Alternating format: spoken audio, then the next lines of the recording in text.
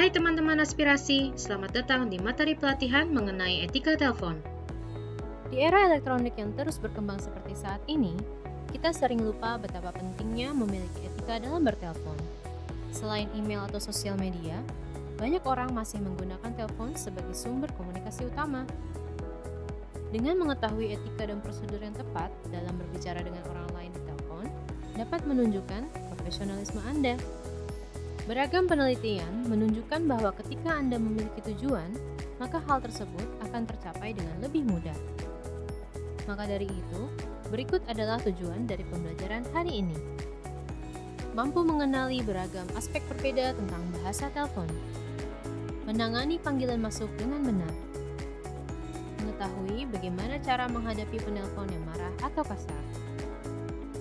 Mengetahui beragam metode pelatihan karyawan. Modul 1.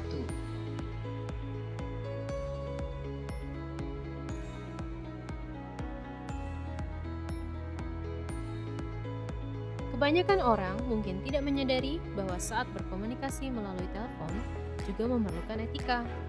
Salah satu langkah awal untuk bisa meningkatkan etika menelpon seseorang adalah dengan mengetahui aspek-aspek etika menelpon.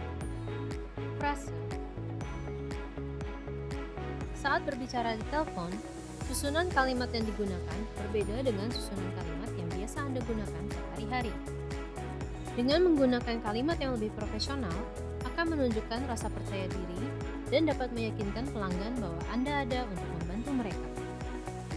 Dengan menggunakan kalimat seperti, "Bisakah Anda?", "Bolehkah saya?", "Silakan", dan "Terima kasih", Anda dapat membantu pelanggan merasa lebih nyaman dan merasakan kesopanan Anda. Kalimat penting yang perlu digunakan adalah perkenalan, transisi, dan kesimpulan dari telepon. Meskipun beberapa kalimat mungkin terasa tidak nyaman digunakan, dengan terus berlatih, Anda bisa menyampaikannya dengan alami seperti percakapan sehari-hari. Berikut adalah beberapa contoh kalimat yang bisa digunakan. Ada yang bisa saya bantu? Terima kasih telah menelpon. Bisakah Anda mengulanginya lagi? Mohon tunggu sebentar, saya akan mentransfer panggilan Anda. Bolehkah saya mencatat pesan Anda?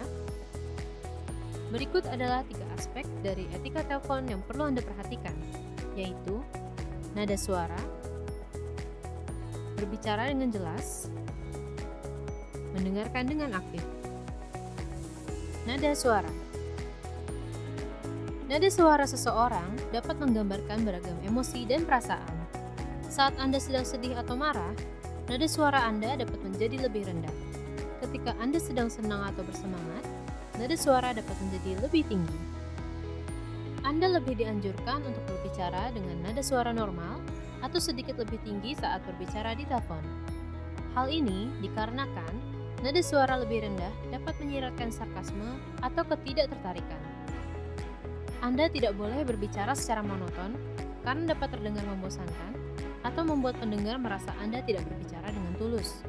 Jika memungkinkan, Anda bisa menggunakan intonasi suara untuk membantu memberikan penekanan pada poin-poin penting. Berbicara dengan jelas. Saat berbicara melalui telepon, Anda maupun lawan bicara tidak dapat membaca gerak bibir atau memperhatikan bahasa tubuh satu sama lain. Maka dari itu, penting bagi Anda untuk berbicara dengan jelas dan menggunakan nada suara yang profesional.